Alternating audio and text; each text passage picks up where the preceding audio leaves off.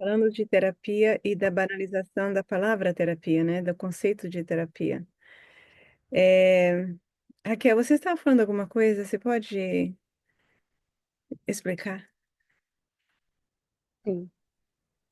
Eu acho que, voltando ao exemplo da pessoa que falou publicamente sobre serviços, enfim, uma figura pública fez uma crítica à fala de outra figura pública que disse ter feito uma obra de uma piscina grande na casa e que na hora de limpar, ele achou muito caro o serviço, o valor do serviço de uma pessoa para limpar. E que ele não iria pagar esse valor, que era de 400, 500 reais, que ele mesmo faria. A crítica seria em relação a, ao valor do serviço humano, da pessoa.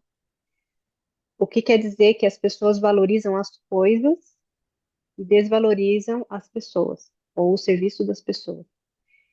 Mas isso a gente vê, por exemplo, na obra de um prédio, por exemplo, né?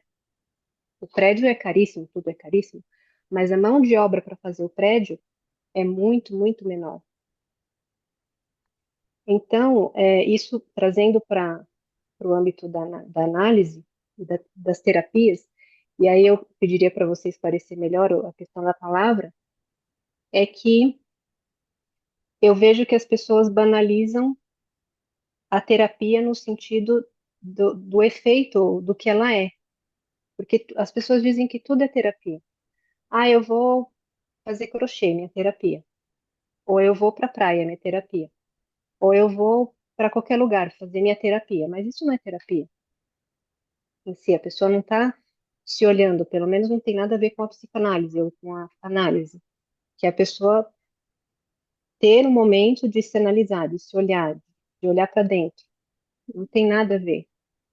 De fato, Então, o que seria essa terapia para essas pessoas quando falam assim? O que representa? no meu olhar, representa só um tipo de relaxamento. Porque É, as pessoas acham que beber é terapia. Não, é um relaxamento só. Só é para a pessoa sair de uma tensão, para a pessoa se distrair de alguma coisa, se sentir bem. O que é se sentir bem, né? Pode ser que a pessoa se sinta bem comendo doce e depois fique doente. uhum, Então, é uma banalização de saber o que são as coisas, de colocar as coisas no lugar, né? é, e uma compreensão da terapia como um método para eliminar uma tensão, certo?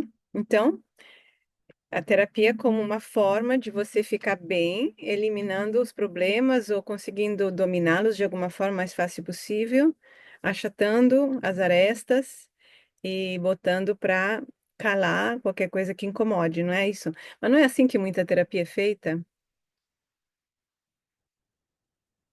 É. Então, É que se a pessoa sair bem e sorrindo, é porque é boa. Mas pois é, exato. Então, fala, Sofia. Esses dias, eu vi um vídeo de um bar que se chama Terapia Bar. E o cardápio dos drinks são nomes de remédios, tipo Rivotril, paracetamol, enfim, aí a pessoa vai pedindo os drinks e cada. Não tem remédio exatamente, mas o nome do drink são os remédios. E aí eu fiquei pensando, caraca, faz todo sentido com o que a Raquel falou agora, porque as pessoas vão achando que é assim que se resolve os problemas e só se distrai ou esquece ou toma um remédio, né? Ao invés de realmente entrar em contato com o que incomoda.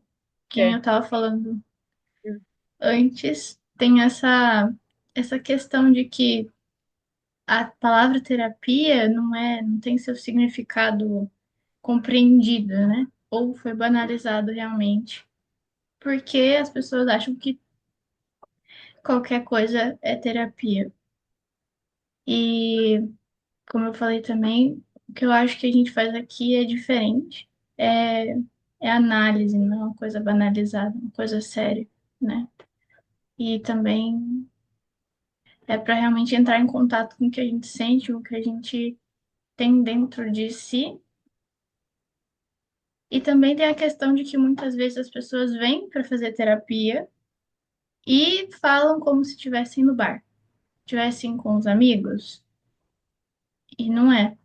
É um desrespeito com ela mesma, com o analista, o terapeuta e com todo o significado. Então, no final, acho que as próprias pessoas banalizam o processo de autoconhecimento. Uhum. Você quer falar alguma coisa, Victoria?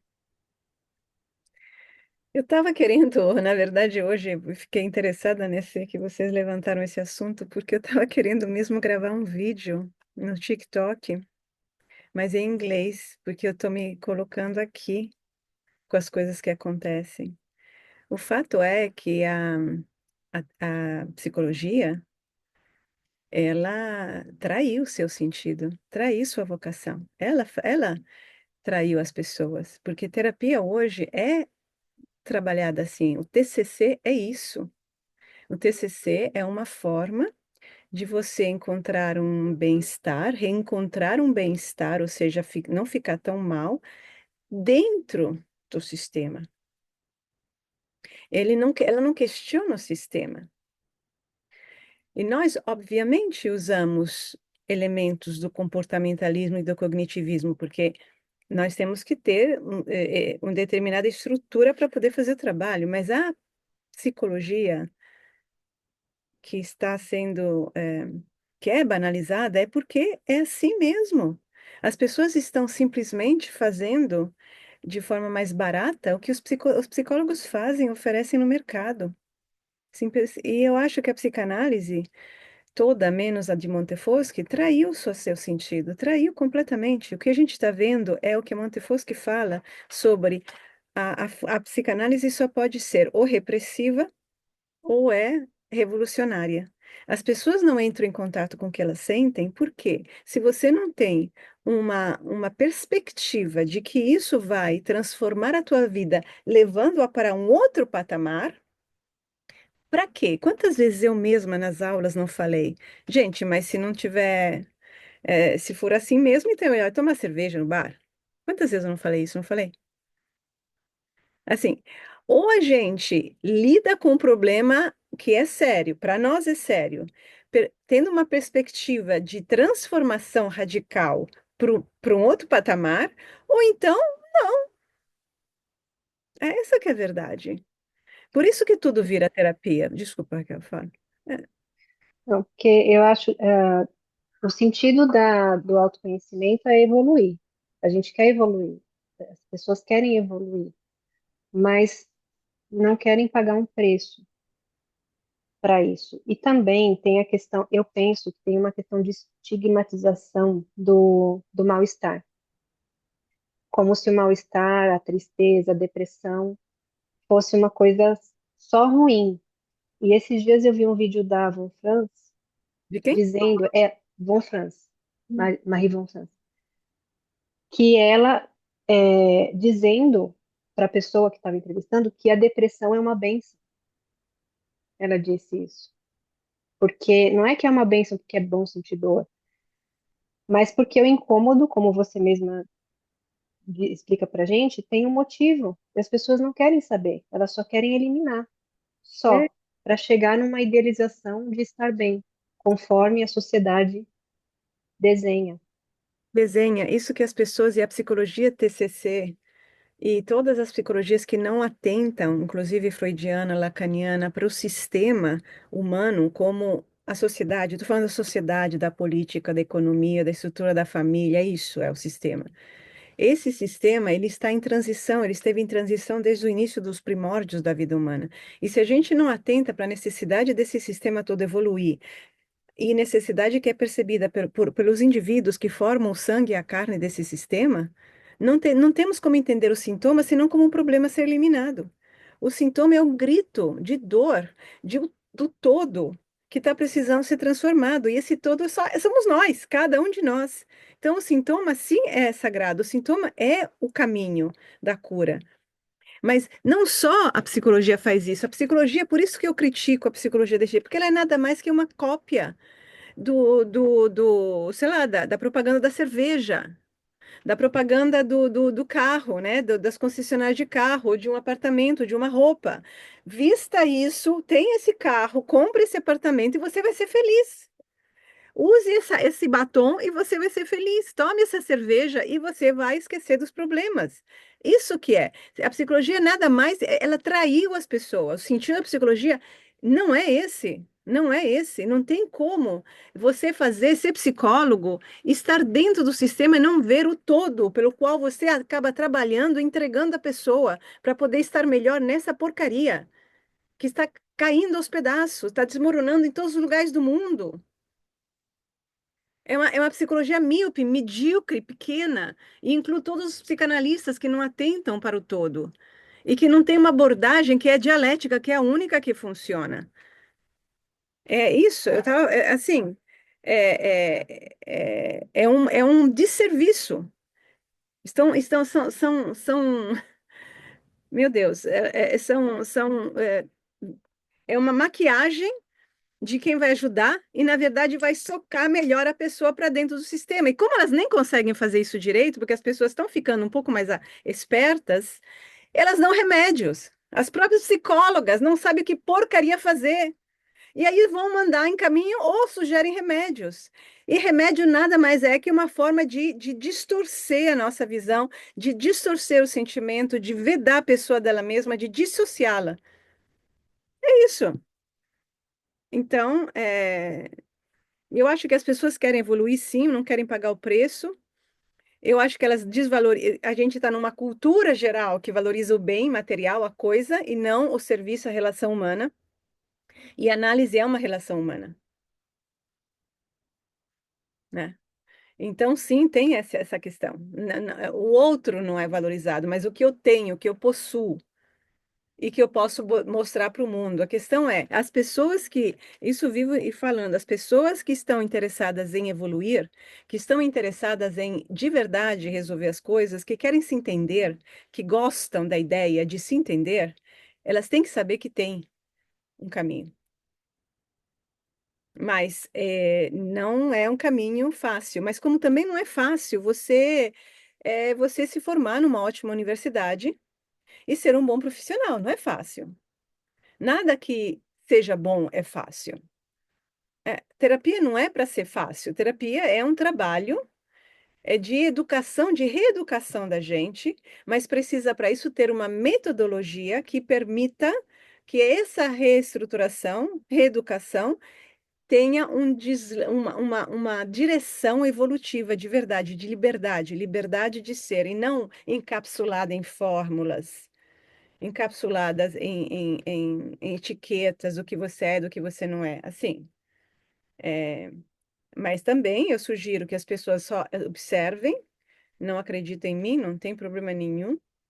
Observem e se deem uns 20 anos de tempo e vejam onde eles estão daqui a 20 anos. Onde teus filhos estão, né? Teus pais estão, teus duas irmãs. Só dá tempo. Dá tempo. As pessoas não entendem, a psique tem um modo de funcionar, né? Assim, a gente não pode burlar. Não tem como burlar a nossa alma. Ninguém é idiota. É? Então, tá bom. Acha que beber? Vai. Acha que viajar? Vai viajar, vai viajar, vai viajar, vai viajar. Vai sim. Mas a gente vai se ver daqui a um tempo, tá?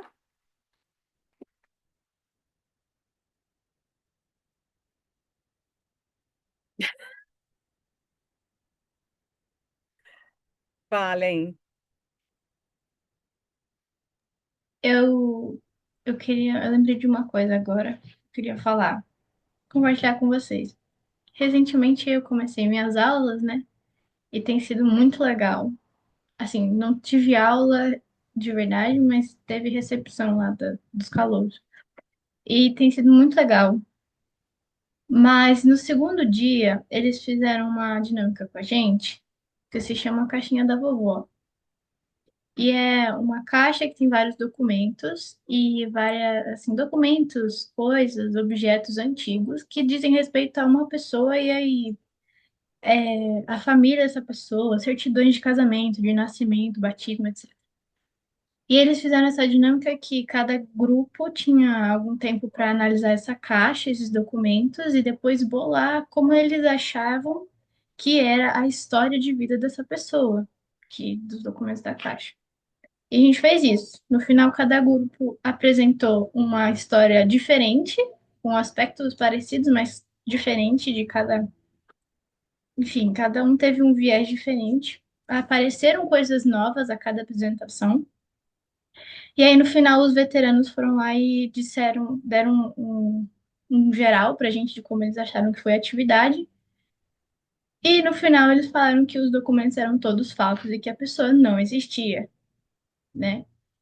E aí, um deles falou assim que essa atividade tem um significado porque ele demonstra mais ou menos como é a dinâmica do curso, que a gente vai aprender a lidar com documentos, tal, mas principalmente sempre olhar para a evidência com um olhar crítico e não aceitar o que a gente vê na nossa frente de primeira.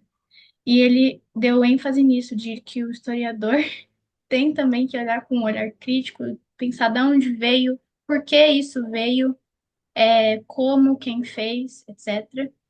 E aí eu lembrei na hora da Adriana, porque o que você fala sempre ensinou pra gente, sempre ensina, é que a gente tem que estar, por exemplo, ali com a pessoa ou com nós mesmos e sempre percebendo o que que a gente sente, não só ver o que a gente consegue, não assim, prestar atenção não só no que a gente vê por fora, a camada externa, mas todas as nuances, os sintomas, as coisas, tipo, isso de fugir, etc., são todas coisas que dizem respeito à verdade ou à pessoa, à essência da pessoa, vamos dizer assim. E eu gostei muito dessa atividade que teve, porque eu lembrei do que a gente aprende também na formação. Foi legal. É importante acrescentar isso.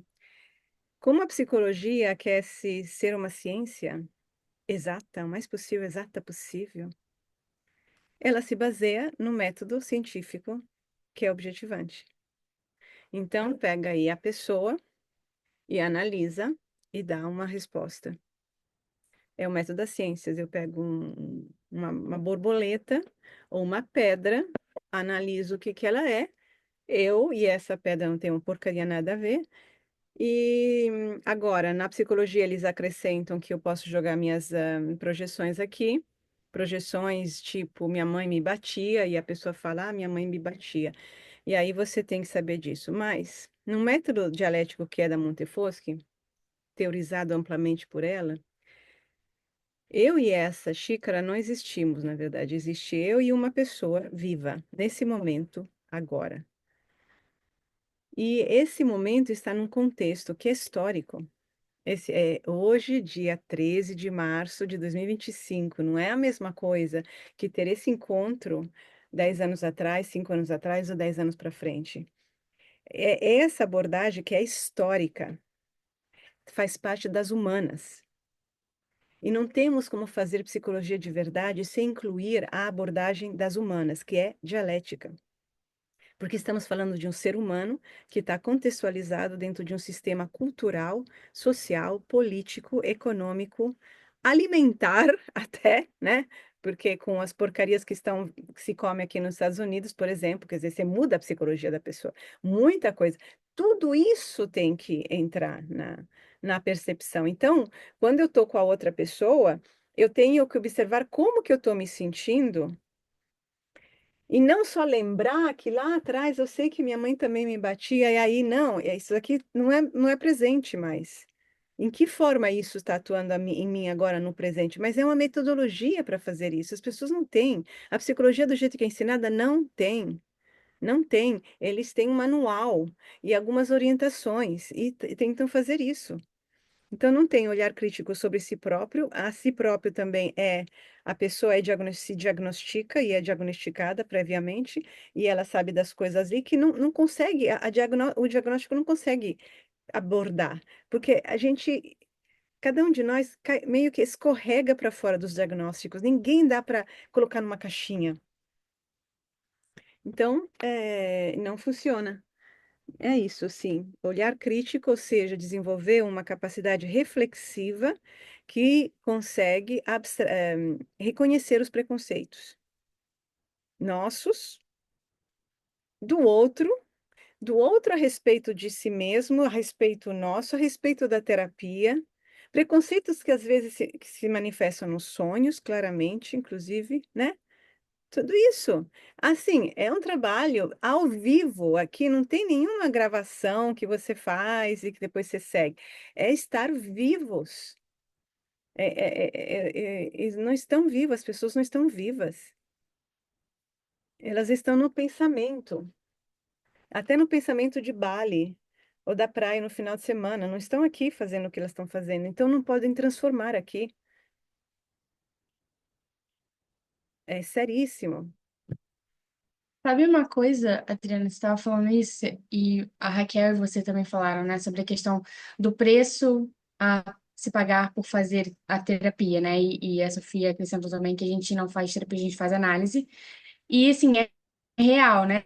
As pessoas, elas às vezes colocam tudo no mesmo saco, tipo, seja análise, seja TCC, seja tudo. É tudo dentro de um só, sendo que não é, né? Então, de fato, banalizou. Mas quando vocês falaram, assim, principalmente da questão do preço a se pagar, né? Porque hoje em dia, de fato, é mais fácil você sentar num bar e beber com amigos do que você pagar para fazer a terapia, fazer análise, porque as pessoas. Porque é desconfortável você, assim, quando se faz uma terapia, né, uma análise de qualidade, você acaba se confrontando ali com você mesmo. Tipo, é que nem. Eu não lembro quem foi que me falou, mas eu acho que foi. Enfim. Tipo, ai, nossa, como é idiota ouvir eu falando esse tipo de coisa. Como eu me sinto idiota me ouvindo falando esse tipo de coisa. Era alguma coisa que a pessoa estava falando. Hum. E a gente Ai, acho que travou. Não Voltou, sei se voltou. travou. Voltou. Oi, voltei? Voltei. Enfim, eu não sei em que parte que cortou, mas enfim, vou só repetir o Não, que era início. idiota, né? Falar certas coisas. Isso, de tipo assim, nossa, eu me sinto idiota, me ouvindo falar esse tipo de coisa. E eu também, assim, duas coisas que eu vi na internet, né?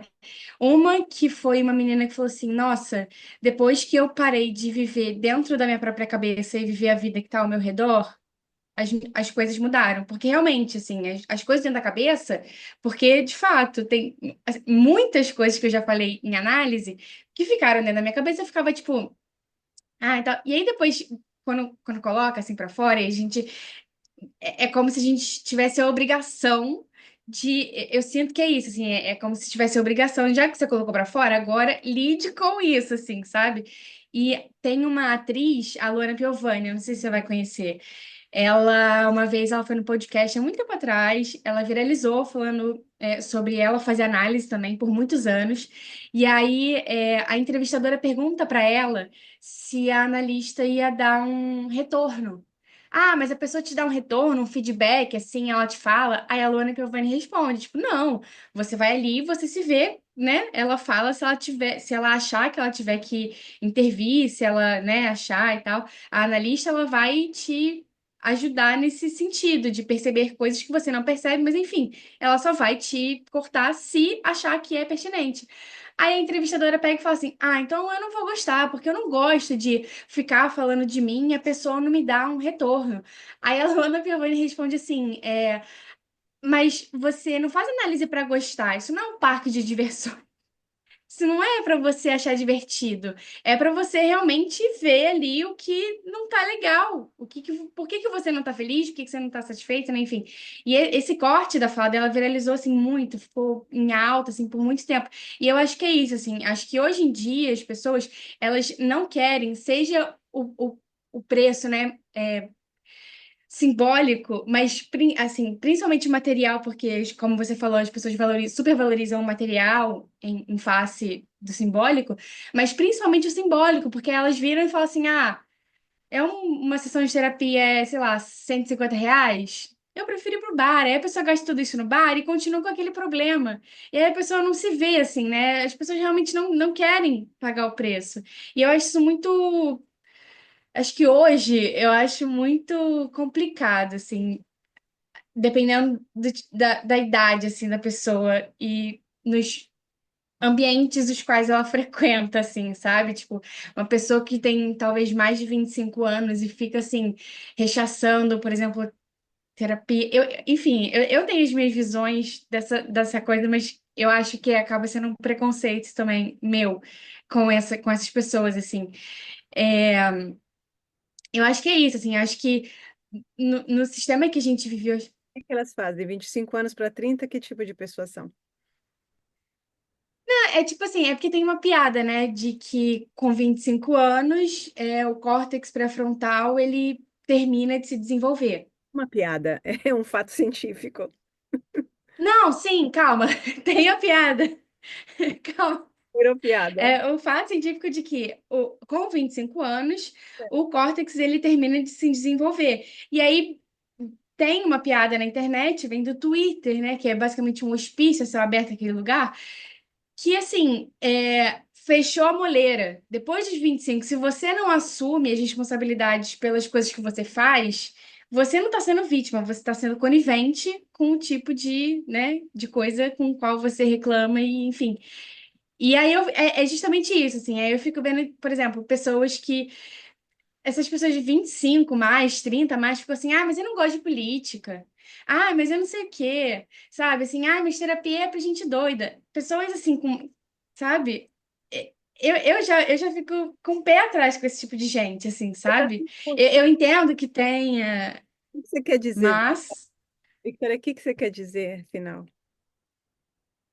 que você quer dizer? que é isso, assim, que eu acho que tem muita gente que não, não se confronta e Ele que não quer acha. crescer, não quer crescer. Ah, sim, sim, é isso, assim, que não se confronta porque não quer pagar. É isso. Em algum momento você vai ter que pagar, de alguma maneira. Então, é isso. É, não querem pagar o preço. E aí eu vejo, acho que eu já vi isso várias vezes. Quando acabam chegando, já estão quebradas economicamente, estão na separação, estão desesperadas.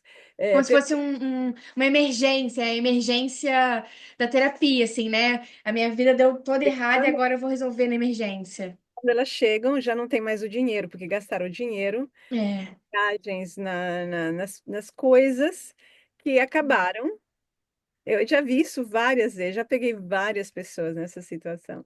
E elas chegam, finalmente se dão conta que está na hora de olhar e resolver as coisas, só que nessa altura gastaram todo o dinheiro em coisas que não serviram e não tem dinheiro para pagar a análise.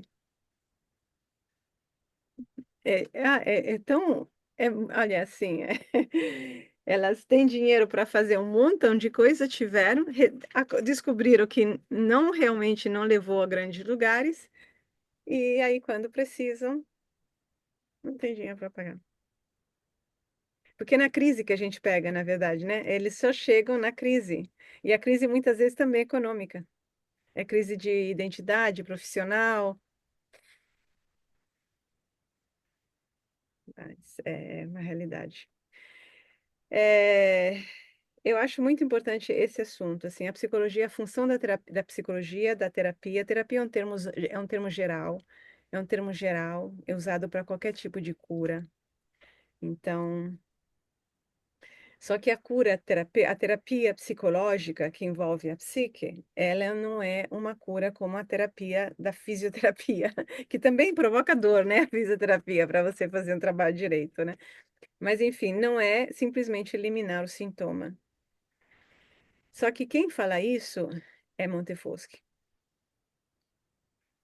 Jung chega perto disso, mas não, eh, não avança o suficiente na relação entre indivíduo e coletivo.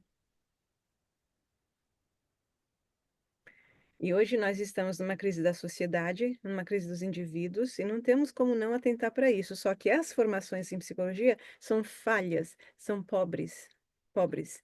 Não dão ferramentas para trabalhar a realidade humana. São fantasiosas, fantasiosas. Eu estava vendo, assim, esses tem posts que eu vejo de institutos, não sei o que lá, e as mulheres, e tem a pose, não sei, o amor não é um sentimento, lacanianos. O amor é uma comunicação, é a fala. Porra, gente, amor é paixão, é fogo nas vísceras, certo? Depois a gente talvez consegue falar, mas amor não é palavra. Falta o corpo. Falta o corpo. Num país como o Brasil. Como o Brasil. Isso não está na Noruega, sei lá. O Brasil é um corpo. Ai, fica aí, sabe, essa coisa do psicanalista que faz um enorme raciocínio, um negócio de masturbação mental e não atenta para a porcaria da realidade, do concreto, das relações reais, relações de dominação também, relações internas da casa, as ilusões, enfim, gente, você não sei, é alucinante. E como eu estou aqui nos Estados Unidos, é realmente o desfecho desse movimento psicológico que é espalhado pelo mundo todo, é remédio. E remédio é drogar as pessoas, é mutilá-las do seu cérebro e da sua capacidade de sentir. Sempre mais. Então, não tem diferença entre você fumar maconha e tomar um remédio psicotrópico. Qual é a diferença? Talvez a maconha seja mais agradável e mais barata. E você não tem que fazer a consulta com o psiquiatra, que se acha. Ah, eu faço terapia com o meu psiquiatra. Você não faz? Que terapia você faz com o teu psiquiatra? Não tem terapia com psiquiatra. Psiquiatria, os psiquiatras aqui nos Estados Unidos, na formação de psiquiatria, que dura anos e anos e anos, porque tem que ser muito chique, tem que durar muito. Eles têm 14 horas, em sei lá quantos anos de formação, de anos de formação, eles têm 14 horas de treino para psicoterapia. 14 horas. Que terapia eles podem fazer com 14 horas de aprendizado? Nada, nada. Se é que eles fazem qualquer análise dele pessoal, qualquer trabalho individual. Então, é remédio para tapar as pessoas, para bitolá-las, anestesiá-las. E agora estão fazendo isso com as crianças, porque os pais que vêm nesse sistema, que tem que funcionar nesse sistema, não sabem como administrar as crianças, que estão ainda meio que livres e soltas e perdidaças, sem direção, aí bota remédio. Então, se alguém tiver interesse em ter um filho que aprenda a pensar um pouquinho, que ajude na relação familiar com uma atitude mais reflexiva, uma atitude mais introspectiva, com a capacidade de se relacionar, entre em contato conosco, a Ela Kids, que a Sofia aqui atende até 12 anos, né? Porque as crianças são resultado de uma relação. Não nasceram assim, não caíram da lua assim problemáticas. Também nascem problemáticas, mas é como eu disse nos meus vídeos, na medida em que estão com você, você está com um problema aí. Não é só da criança, é teu. Então, é, e aí tem o caso que é bom falar aqui publicamente, porque tem o caso da mãe com o filho que não faz nada em casa, né? Victoria. E que quer comunicar todas assim, quer desabafar sobre, comunicar todas as coisas que o filho não faz em casa. Filho de que 17 anos, 18, 16 anos, né? Então, como se nós tivéssemos uma varinha, o psicólogo, né, o psicanalista tem uma varinha e vai fazer o menino, a criança, funcionar, ouvir os pais, ser complacente, né, seguir as regras da casa, certo, Raquel?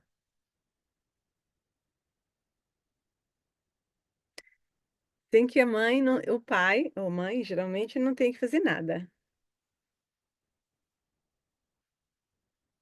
Isso aqui é uma abordagem objetivante. O filho manifesta um comportamento errado e está errado, você não fazer absolutamente nada na tua casa. né? Não lavar a tua xícara, não fazer a tua cama, não lavar a tua roupa, sei lá, não cuidar, não participar da organização da casa, errado, errado. E aí, o que que a gente faz? Sugestões. Vamos levantar sugestões aqui para essa mãe desesperada. Força, força. Eu não tenho sugestão, porém, eu lembrei de uma coisa que é exatamente isso. Eu fui também em fui numa mostra de cursos de uma universidade uma vez e tinha uma atividade, cada curso tinha uma atividade para promover, né? Enfim. E eu fui no de psicologia e a atividade era a seguinte: tinha lá a turma dos estudantes interessados e tinha a professora e algumas alunas de psicologia. E elas encenaram uma cena em que tinha a mãe e uma criança que era perturbada, assim. A criança não falava com os pais e não se comportava bem em casa. Essa era a cena. E aí eles colocaram dois estudantes que estão interessados no curso para tipo, serem os psicólogos e fingirem que eles vão lidar com a situação. E aí, nesse meio, a professora, eles foram indo com a situação, conversaram com a mãe, supostamente, e aí depois a professora regente abriu para sugestões, e eu falei, eu falaria primeiramente com a mãe da criança, para saber como é a relação dela com a mãe, dela com o pai, dos pais juntos. Aí a professora me olhou assim, tá bom, próximo. E aí outra pessoa levantou a mão e falou assim: eu tentaria falar com a criança, né?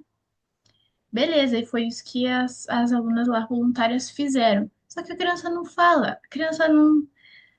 Assim, se fosse uma situação de verdade, claro que tem também que ter a atenção da criança, mas eles querem que a criança fale do problema dela, sendo que nem os pais têm consciência do que está acontecendo, ou nem os pais têm consciência de si mesmos. E aí eu saí daquela aula com dor de cabeça e simplesmente desolada. Falei, nossa, isso é psicologia? Não quero. E foi assim, sei lá. Então é isso. É o pensamento objetivante que tira a responsabilidade da pessoa, querendo ou não. De entender que a relação, a criança é fruto de uma relação, ela tá desse jeito dentro de uma relação. Por isso que a relação analítica pode ajudar a transformar essa situação. Aliás, transforma com certeza. Mas eu quero que vocês, vamos ajudar essa mãe desesperada? Me fala. Então, o rapaz levanta quando quer, mente, não faz as coisas, não vai para a escola, não vai, não ajuda em casa, não lava nada, não, eu acho que falam com ele, ele não responde. E aí?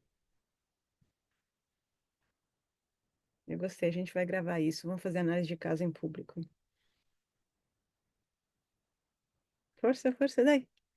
Raquel, você é mãe. Bom, eu não sei assim, não conheço a pessoa, né? Não sei do que se trata, mas no meu caso, como mãe, que eu tive desafios bem fortes com isso, mesmo que, enfim, eu busquei sempre ser uma mãe presente e tudo, mas tinha coisas de fato minhas que eu não enxergava, que era um tipo Criança? de. Hum? Então, o que que você não enxergava de você? Desculpa. O que eu não enxergava é que eu não tinha uma autoridade, né? Eco! Perante aquela situação, mas eu achava que eu tinha. Eu achava que eu tinha, mas tem nuances e sutilezas que eu não enxergava mesmo. Não é porque eu não queria, porque eu não enxergava. Ok. E aí, em análise, foi trabalhado isso. Então, a criança não, o jovem não lava um prato. Come, deixa tudo aí, não faz a cama, sei lá. O que mais que estava acontecendo? O que que a gente faz diante disso?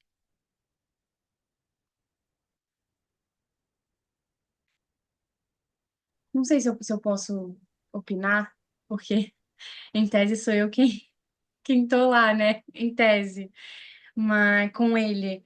Mas assim, esse é o ponto. Ele não vem nem assim, eu tentei criar uma ponte, né? Não, não, esquece. Mas O problema inicial está lá em casa, esquece disso. Ele não respeita a mãe.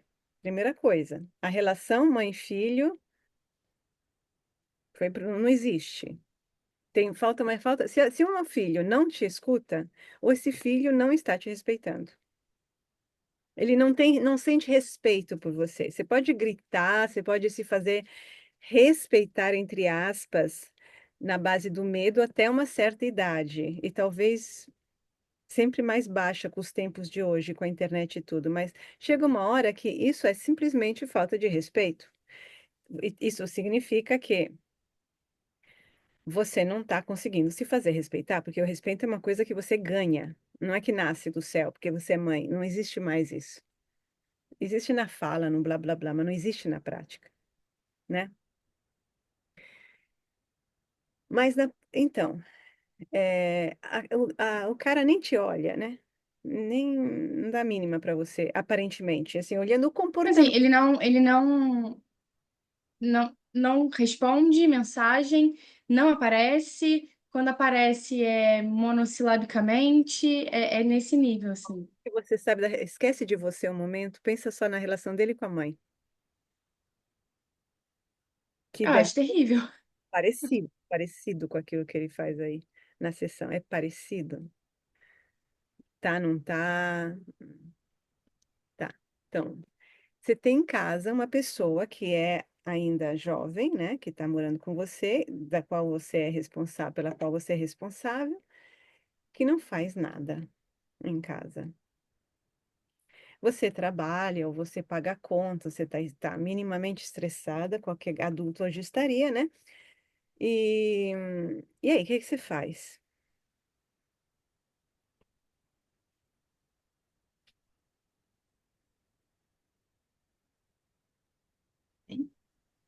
Nada, exatamente essa questão. Não se faz nada. Talvez não se tenha um cuidado, uma real autoridade, ou não se faz nada em relação a si mesmo para mudar alguma coisa. Primeiro, na sua metodologia, vamos dizer assim, nessa forma de lidar com a pessoa, com o filho, mas também consigo. Não. Prático, prático. A pia tá cheia de louça. O banheiro, sei lá, tem cuecas ou tá sujo, ou não sei. Gente, imagina, eu tô falando prático, prático. Não vamos. O que que a gente faz? Que incomoda, né? Sim. E se você paga as contas, se você tentou, assim, é, alguma coisa você tem que fazer. As mães muitas vezes querem, literalmente, se pudesse pegar o filho e depositá-lo num lugar onde fosse resolvido, né? Fariam, mas não temos como fazer isso e a mãe em questão precisa entender que esse garoto é filho dela, não tem outra mãe. Nasceu dela, foi criado com ela, aprendeu a falar com ela, aprendeu a ser quem ele é com ela, né? Não com o Espírito Santo que o visitava à noite, é com ela e com o resto do mundo. Mas quantas horas ele passou com ela até ele ter independência para fazer outras coisas sozinho? Não é verdade? Porque eu acho que não existe exatamente. Existe o vínculo, né? Que é mãe e filho, mas eu, eu não sinto que tem realmente uma relação, assim, sabe? Então, se não tem. Não sei se é um caminho, mas tipo um atalho, assim, pra cortar, sabe? Então, Poxa, é uma não, aí não tem afeto, não tem nada. Acho que por isso que afeta a figura de autoridade. sim, não, porque assim, assim, você pode ser uma pessoa, ter uma relação afetiva com o teu filho, positiva, com tua filha, mas não quer dizer que ela vai te respeitar necessariamente. Não quer dizer. Não é porque você dá amor. Fora que tem muitos tipos de amor. Assim, o que que significa dar amor? Porque para uma mãe, dar amor muitas vezes é fazer as coisas para o filho, ser paciente, ser compreensiva e falar. Falar. Ou não falar. Muitas falam, falam demais. Porque a criança, como a gente acabou de falar, só com 25 anos é que a pessoa vai conseguir ter desenvolvimento. Então, o que que você faz, Raquel, antes de ir embora com a pia cheia de louça da pessoa que não lavou? Bom, eu acho que na pior das hipóteses, eu não lavaria, deixaria lá até a pessoa ver alguma coisa, Isso não é a pior das hipóteses, essa é a primeira. né? É o Porque primeiro. cansa falar, né? Não, não dá mais para falar, porque falação é enrolação. Na verdade, a pessoa já ouviu e não. A pessoa sabe, ela já sabe muito bem. Então, você tem que parar de fazer as coisas. Parar de fazer comida para a pessoa, parar de lavar roupa para a pessoa. Senão, por que que a pessoa teria interesse em se mudar? Ela está numa situação confortável, encontrou um equilíbrio. Tem que parar de fazer tudo. Para de comprar comida para a pessoa. Para começar uma conversa, né? Para poder chegar a uma conversa. Isso aqui é comportamentalismo básico para chegar no cognitivismo básico, basicão, para mudar alguns parafusos. Então, você para de fazer qualquer coisa. Mas se você continuar lavando, por que que a pessoa, ela é uma espertalhona. As pessoas nascem, o menino, no questão, já aprendeu a ser um malandro, só pelas circunstâncias. Ele lhe foi permitido. Então tem que parar de fazer as coisas próprias. Se você continua fazendo, não reclame. E outra coisa que eu vejo nas mães que é assim, cansa. As mães têm medo de falar as verdades para os filhos. Entendeu? Se você faz uma coisa errada, o filho faz uma coisa errada, você tem que falar com todas as letras. Isso não quer dizer que o filho seja só isso. Mas se a pessoa fez uma coisa muito feia, né? Tipo, sei lá, enganou o amigo o querido, enganou a mãe, falou umas coisas assim, uma coisa feia, que é feio, em qualquer lugar do mundo seria feio, você tem que dizer isso para a criança. A partir dos 8 anos, 7 anos para cima, a verdade tem que ser falada explicitamente, não com os dedinhos, não com medo de ofender, da pessoa ficar traumatizada. Que fique traumatizada. Se ela fez uma merda, ela tem que saber que ela fez. E não ser camuflado. No mundo não é camuflado, você está alimentando um malandro. Então as mães estão lá assim, sem pulso, com medo, meu filho não vai comer. Duvido que essa pessoa tenha esse medo de qualquer forma. Assim, eu teria, né, como mãe. Minha preocupação é, a minha filha não vai comer, né? Quem mãe? Oh, meu Deus, o que que vai. Mas tem que soltar. Senão você está alimentando o problema e depois você queixa, se queixa. Cale a boca.